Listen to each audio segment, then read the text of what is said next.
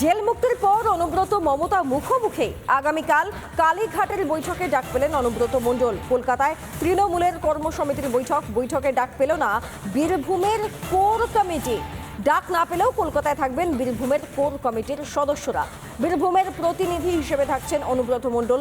তৃণমূলের জাতীয় স্তরে গুরুত্ব বাড়ছে তাহলে কেষ্টর। তৃণমূলের বৈঠকে ডাক পাননি সাংসদ সুখেন্দু শেখর রায়। প্রসঙ্গত মনে করা হচ্ছে আর.জি. কর কাণ্ডের পর মুখ খুলেছিলেন সুখেন্দু শেখর রায়, সেই কারণবশতই আজকে ডাক পেলেন না তিনি জাতীয় কমিটির বৈঠকে।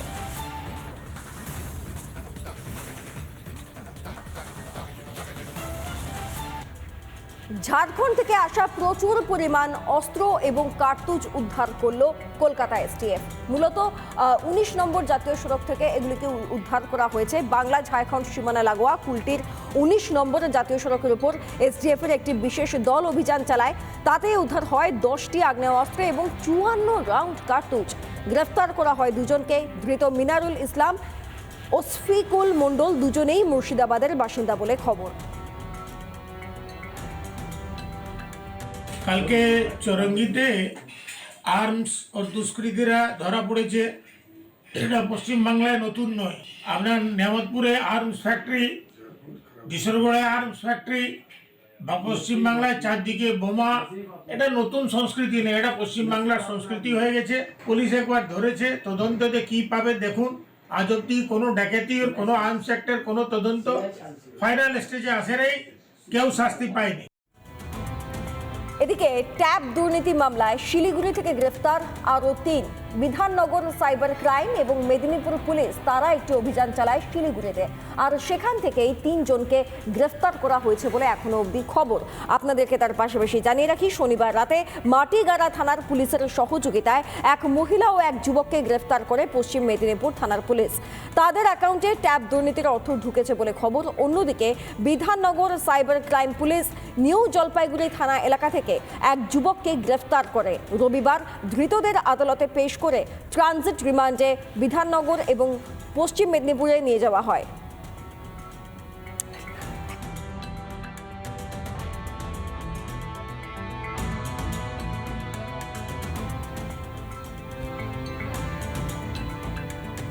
পঞ্চায়েত প্রধানের বিরুদ্ধে একের পর এক ক্ষোভের চোটে পঞ্চায়েত প্রধান এলাকা ছেড়ে পালিয়ে গিয়েছেন।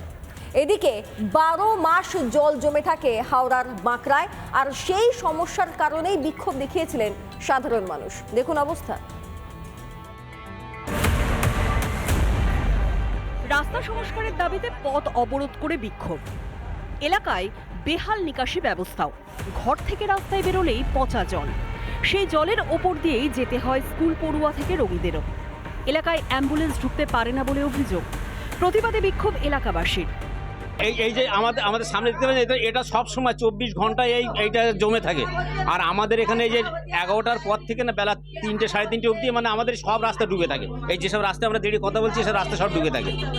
হ্যাঁ, সব সময় আমাদের এই ড্রেনটা যেখান থেকে হয়েছে কোনোদিন সাফ হয়নি। দীর্ঘ 10 বছর ধরে এমনই হাল। প্রশাসনকে জানিয়েও কোনো সুরাহা না হওয়ার অভিযোগ। এরকম রাস্তার অবস্থা, অ্যাসিড জল হয়ে যাচ্ছে, মানুষ আসতে যেতে কিচ্ছু করতে পারছে না, গাড়ি পাল্টি খাচ্ছে।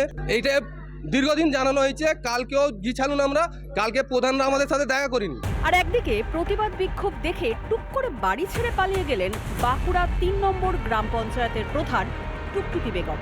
দ্রুত রাস্তা মেরামতির আশ্বাস ডোমজুড়ে তৃণমূল বিধায়কের।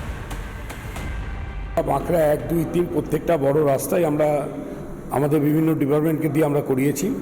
ওই রাস্তাটা পঞ্চায়েতও ধরা আছে এবং এমপি ল্যাডও ধরা আছে। খুব তাড়াতাড়ি রাস্তাটা হয়ে যাবে এবং চলার উপযোগী এখনই আমাদের পঞ্চায়েত থেকে ওই ব্যবস্থা করেছে।